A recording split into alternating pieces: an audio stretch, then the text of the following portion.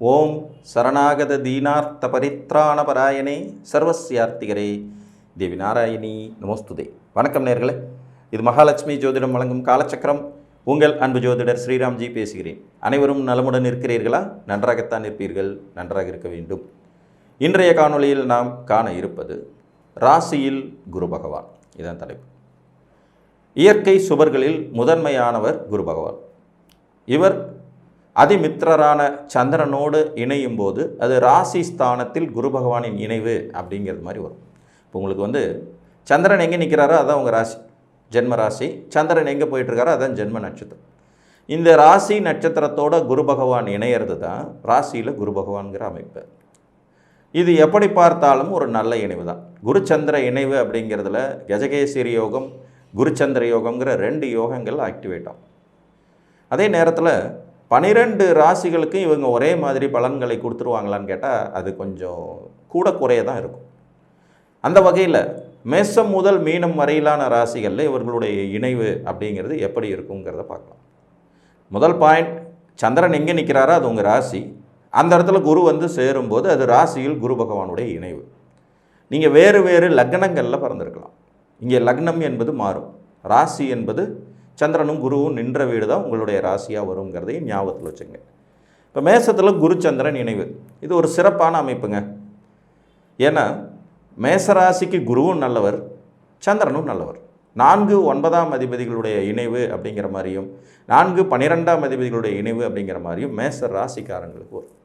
இதில் இவர்கள் லக்ன சுபர்களாகவும் இருக்கிற பட்சத்தில் ஜாதகருக்கு கல்வி, மேன்மை, சொத்துக்கள், உயர் படிப்பு, யோகியதைகள், புகழ், கௌரவம், அந்தஸ்து, பொருளாதார வெற்றி அப்படிங்கிறது எல்லாமே வாரி வழங்கிடுவாங்க. அதனால் இந்த இடத்துல குரு சந்திரனுடைய இணைவுங்கிறது நெகட்டிவாக சொல்லவே முடியாது. மேசராசிக்காரர்களுக்கு குரு ராசியில் இணைவது என்பது பழம் நழுவி பாலில் விழுகிற மாதிரியான ஒரு அமைப்பு. இதில் சந்திரனும் வளர்விரை சந்திரனாக இருந்துட்டார்னா ரொம்ப அற்புதமான நல்ல பலன்களை இந்த ராசிக்காரர்கள் தன் வாழ்நாளின் பிற்பகுதியில் சூப்பராக அனுபவிப்பாங்க. எப்படி பார்த்தாலும் லக்னங்கிறதுக்கு ஒரு 36லேருந்து 40 வயசுக்குள்ளே பவர் போயிடும். அதுக்கப்புறம் ராசி தான் வலுங்கிற போது இந்த மேசராசிக்கு குருவோட இணைவுங்கிறது சிறப்பிலும் வெகு சிறப்பு. ரிஷபராசிக்காரர்களை பொறுத்த வரைக்கும் ரிஷபத்தில் சந்திரன் உச்சங்கிற வலிமையை பெற்று அந்த இடத்துல குரு இருந்தாலும் இது ஒரு மாதிரி சங்கடமான இணைவு அப்படின்னு தான் சொல்லணும். குருவுக்கு இந்த வீடு தனித்த முறையில் கெடுதல் இல்லை, சந்திரனுக்கும் இந்த வீடு தனித்த முறையில் கெடுதல் இல்லை. ஆனால் ரிஷப ராசி அப்படின்னு வரும்போது இங்கே குரு அட்டம லாபாதிபதியாகவும் சந்திரன் 3ஆம் அதிபதியாகவும் ஆகிறதுனால இங்கே ஒரு மாதிரி 50-50 சாய்ஸாக தான் வந்துடும். ஒருவேளை உங்கள் லக்னத்துக்கு இவர்கள் 2 பேரும் சுபர்கள்னு வந்தால் மட்டும்தான் ஓகே அப்படிங்கிற மாதிரி வரும். இப்போ உதாரணமாக மேச லக்னம் ரிஷபராசி குருச்சந்திரன் நினைவு ஓகே நல்லா இருக்குது, ஆனால் ரிஷப லக்னம் ரிஷபராசி குருச்சந்திரன் நினைவு சிறப்பு இல்லை அப்படிங்கிற மாதிரி வரும். கடக லக்னம் ரிஷபராசி குருச்சந்திர இணைவு சிறப்பு, சிம்ம லக்னம் ரிஷபராசி குருச்சந்திர இணைவு சிறப்பு. இப்படி லக்னத்துக்கு தகுந்த மாதிரி மாறும். விருச்சிக லக்னம் நல்லாயிருக்கும், தனுசு லக்னம் பரவாயில்லைன்னு சொல்லலாம். இங்கே 6, 8ஆம் அதிபதி 6, 8 அப்படிங்கிறது மாதிரி ஒரு கான்செப்ட் வரும். 8ஆம் அதிபதி சந்திரன் 6ஆம் இடத்துல உச்சமாய் லக்னாதிபதி குரு போய் 6ல் இணைகிறாருங்கிறது மாதிரி வரும். ஸோ குருச்சந்திர இணைவு ராசியில் குரு பகவான் ரிஷபத்தை பொறுத்த வரைக்கும் ஒரு மாதிரி கலப்பு பலன் தான். என்ன லக்னங்கிறத பொறுத்து மாறிடும். மிதுனத்தை பொறுத்த வரைக்கும் அதே மாதிரியான கலப்பு பலன் தான். மிதுன ராசிக்காரங்களுக்கு தனாதிபதி சந்திரன் அப்படின்னு எடுத்துக்கிட்டால் 7, 10 குடைவர் குரு, இவங்க 2 பேரும் சேர்ந்து ராசியில் உட்கார்ந்துட்டு இருக்கிறதுங்கிறதுல இவர்கள் இருவரும் ராசிநாதனான புதனுக்கு நண்பர்கள் இல்லை.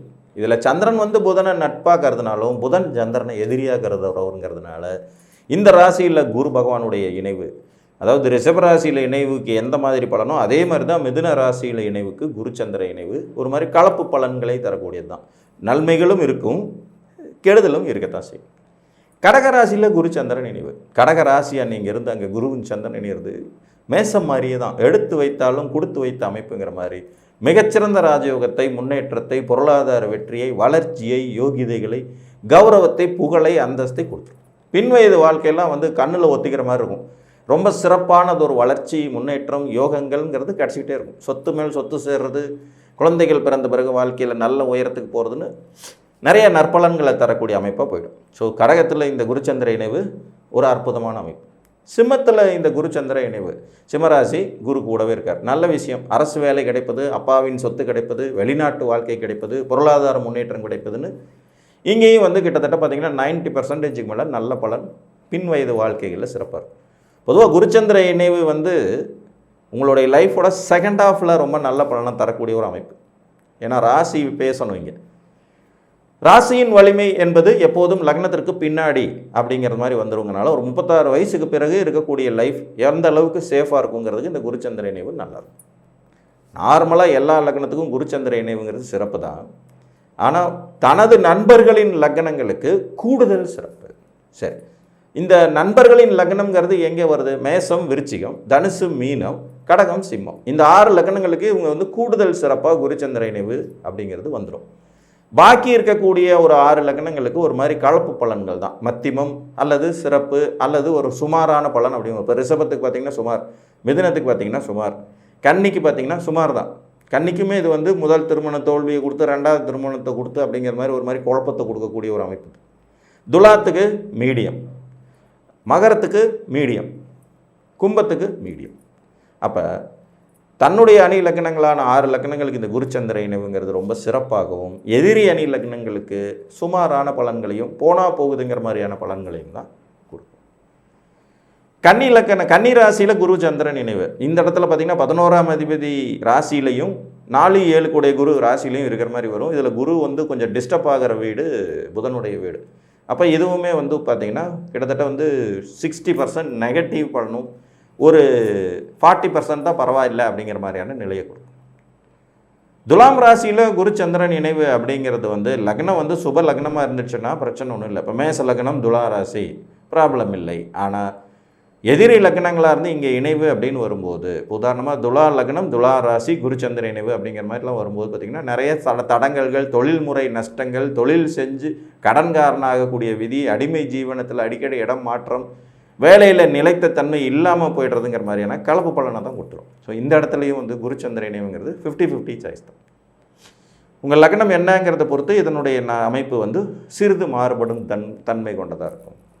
இப்போ உதாரணமாக இது வந்து ஒரு சிம்ம லக்னம்னு வச்சுக்குவோம். சிம்ம லக்னம் துலா ராசி குருச்சந்திர இணைவு. இது வந்து முயற்சிகளில் வெற்றி, பூர்வீக சொத்துக்கள்னால் ஆதாயம், வெளிநாட்டு வாழ்க்கை, பாக்கியம், கடவுள் அனுகிரகம் கிடைக்கிறது, தகப்பனாதி வர்க்கத்தினால் முன்னேற்றம், இப்படி பலன் அப்படியே மாறி நடக்கும். கடக லக்னமாக இருந்து துலா ராசியாக இருந்து குருச்சந்திரன் இணைவு, இதோடைய பலன்கள் மிகுதியாக நல்லதாக இருக்கும். அதனால் எதிரி லக்னங்களில் இந்த இணைவுங்கிறது லக்னம் என்ன அப்படிங்கிறத பொறுத்து மாறுபடும். உதாரணமாக ராசி ஓகே, லக்னம் வந்து நட்பு லக்னமாக, அதாவது குருவுக்கும் சந்திரனுக்கும் நட்பு லக்னமாக வந்துடுற பட்சத்தில் இந்த இணைவை நீங்கள் வரவேற்கலாம். விருச்சிகத்தில் இவர்களுடைய இணைவு. விருச்சிகத்தில் சந்திரன் நேச்சராகவே நீச்சம் அடைவார். இங்கே வளர்பிறை சந்திரனாவோ பௌர்ணமிக்கு கிட்டத்தட்ட போயிட்ட மாதிரியான நிலையில் இருந்தால் மட்டும்தான் இந்த குருச்சந்திர இணைவுங்கிறது சிறப்புகளை தரும். இதில் விருச்சிக ராசிக்காரங்களுக்கு சந்திரன் பாக்கியாதிபதியாகவும் குரு 5 பூர்வ புண்ணியாதி மற்றும் தனாதிபதியாக வரதுனால பொருளாதார ரீதியான ஸ்திரத்தன்மை, முன்னேற்றம், யாருக்கு எப்படி போனாலும் இவர்கள் லாப நோக்கம் கருதி வாழ்க்கையில் ஜெயிச்சிடுவாங்க. ஸோ இந்த இடத்துல இணைவு 90% நல்ல பலன் அப்படின்னு எடுத்துக்கலாம். சந்திரன் மட்டும் தேய்பிரையாக இல்லாமல் இருக்க வேண்டியது அவசியம். தனுசில் இவர்களுடைய இணைவு அருமை, சிறப்பு, முன்னேற்றம், வெளிநாட்டு வாழ்க்கை, சொத்து சேர்த்தை, உயர்கல்வி, பட்ட மேற்படிப்பு, 1க்கு மேற்பட்ட டிகிரி, டாக்டரேட் மாதிரியான அமைப்பை கொடுக்கக்கூடியது இதுதான். குருவும் சந்திரனும் இணைஞ்சு அதுலேயும் சந்திரன் வளர்பிறை சந்திரனாக இருந்து தனுசு ராசி அது இருக்கிறது ரொம்ப ரொம்ப சிறப்பிலும் சிறப்பாக இருக்கும். இங்கே ராசிநாதன்கிற முறையில் குரு ஆட்சி வேற ஆகிடுறார். அப்போ ஆட்டோமேட்டிக்காக செகண்ட் ஆஃப் லைஃப்பில் 36 வயசுக்கு மேலே ஜாதகர் வெற்றி மேல் வெற்றி, தொட்டது துலங்கும் யோகிதைகள்னு வளர்ச்சி மேலே வளர்ச்சி அடைஞ்சு போய்கிட்டே இருப்பார். மகரத்தில் குரு சந்திரன் இணைவு. மகர ராசி குரு சந்திரன் இணைவு. இங்கே குரு நீச்சம் அடைஞ்சு சந்திரகேந்திரம் பெறதுனால நீச்ச பங்கம் பெறுவாருங்கிறதுனால இது ஒரு மாதிரி 50-50 சாய்ஸ் தான். இங்கே சந்திரனும் வலுவாக இருக்க வேண்டியது அவசியம். அவர் வளர்பிறை சந்திரனாக இருந்தாருன்னா ஓகே ஃபைன் அப்படிங்கிற மாதிரி போகும். இங்கேயும் லக்னம் வந்து மெயினாக பிளேஸ் பண்ணும். பொதுவாக மகர கும்பராசிகளில் சந்திரன் அவ்வளோ சந்தோஷமான ஒரு மனோநிலையில் இருக்கிறது இல்லை.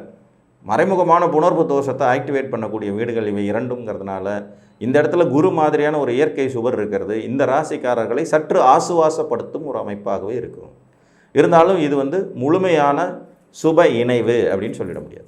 50% நன்மைகளும் 50% கெடுதலுங்கிற மாதிரி கலப்பு பலன் தான். கும்பத்தில் குரு சந்திர இணைவு இதுவுமே ரொம்ப சுமாரான அமைப்பு தான். இப்போ மகர ராசிக்கு குருவும் சந்திரன் பார்த்திங்கும்போது 7ஆம் அதிபதி 3ஆம் அதிபதி இணைவுங்கிற மாதிரி வரும்.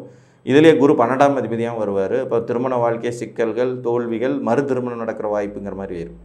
கும்பராசிக்கு குருச்சந்திர இணைவுன்னு வரும்போது 2-11 கூடிய குரு வந்து 6ஆம் அதிபதியோடு சேர்ந்து உட்காரும்போது தேவையில்லாத கடன், வம்பு வழக்குகள், மூத்தோரிடத்தில் பகை, பணம் சம்பாதிக்கிறதுல நிறைய தடை இடைஞ்சல்கள் போன்றவற்றை கொடுத்து சம்பாதிக்கிறது பூரா வட்டி கட்டுறதுக்கு அப்படிங்கிறது மாதிரியான நிலைப்பாடை தரும்.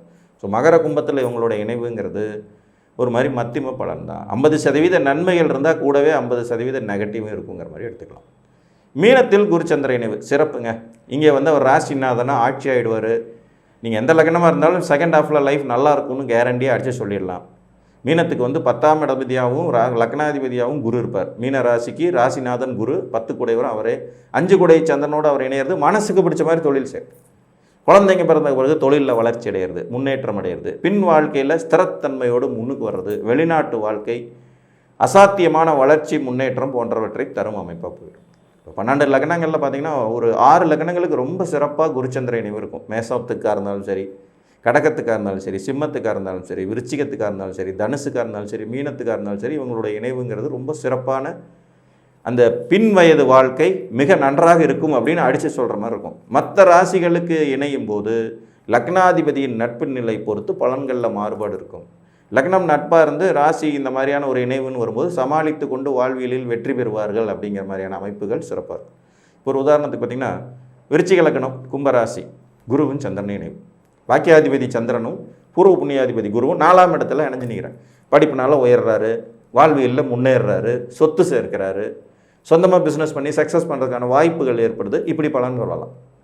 ஏன்னா இந்த லக்னத்துக்கு அவங்க 2 பேரும் நல்லவங்களாயிடுறாங்க. 4ஆம் இடத்துல சந்திரனுக்கு திக்பலம் வருது, குரு அவரோட சேர்ந்துருக்காரு. இங்கே குரு சந்திர யோகம் சிறப்பாக வேலை செய்கிறதுக்கான வாய்ப்புகள் இருக்குது அப்படிங்கிற மாதிரி இதை எடுத்துக்க முடியும். அதுவே துலா லக்னத்துக்கு 5ஆம் இடத்துல குருவும் சந்திரன் இணைவு, கும்பராசி துலா லக்னம் கும்பராசி குருவும் சந்திரன் இணைவு, 10 கூடையவன் 5ஆம் இடத்துல இருக்கார். ஓகே ஃபைன், ஒன்றும் மோசம்னு சொல்ல முடியாது. ஆனால் அதே நேரம் 6ஆம் அதிபதியோடு இணைஞ்சிருக்காருங்கும் போது தொழில் செஞ்சு கடங்காரராகிறது, மனசுக்கு பிடிச்ச மாதிரி தொழில் செய்கிறேங்கிற பேரில் கண்ணா பின்னான்னு காசை விரயம் பண்ணுறது, இப்படியும் பலன்கள் மாறும் அமைப்பு உண்டாகும். ஸோ இங்கே லக்னம் பிளேஸ் பண்ணும். ராசி சுப ராசிகளாக இருந்து தனது இணை லக்னங்களுக்கு இவர்களுடைய இணைவு வரும்போது மிகச்சிறப்பான பின் வயது தனயோகம், வளர்ச்சி, முன்னேற்றம் போன்றவை இருக்கும் என்று கூறி மீண்டும் ஒரு காணொலியில் உங்களை வந்து சந்திக்கும் வரை உங்களிடமிருந்து அன்புடன் விடைபெற்றுக் கொள்வது உங்கள் அன்பு ஜோதிடர் ஸ்ரீராம்ஜி. நன்றி, வணக்கம்.